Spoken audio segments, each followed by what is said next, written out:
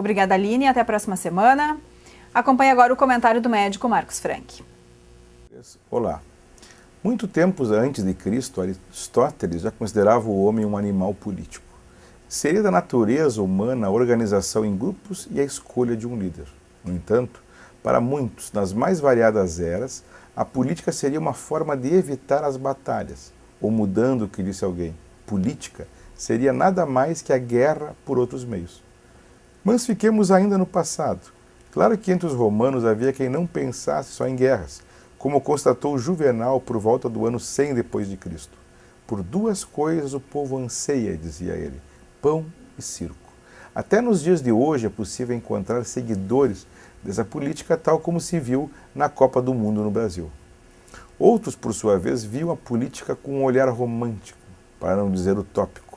Demóstenes, que viveu 3 séculos antes da crucificação, acreditava que os princípios de uma política deveriam ser justos e verdadeiros.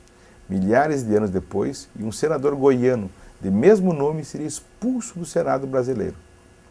Vários séculos de más experiências como essa deixaram a humanidade bem mais cética com relação à política e aos políticos.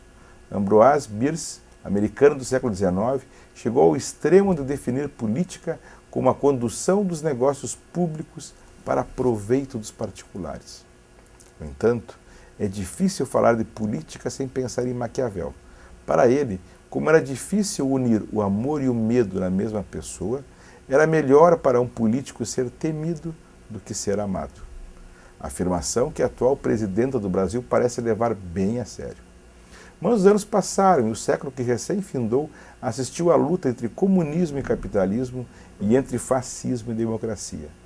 Em poucos anos, e após 2 sangrentas guerras, passamos do otimismo ideológico para a descrença e o niilismo. Em 1960, Daniel Bell definia capitalismo como um sistema onde o homem explora o homem. No comunismo, é vice-versa. E o ex-presidente norte-americano Ronald Reagan, em março de 77, foi mais mordaz com a sua própria classe. Disse ele, dizem que a política é a segunda profissão mais antiga.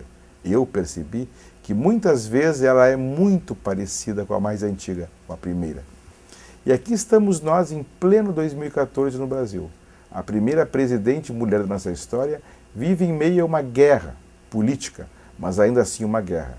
Por obra de suas próprias palavras e de sua inabilidade política, conseguiu dar à oposição que estava sem discurso e sem bandeiras uma CPI que irá fustigá-la em pleno ano eleitoral.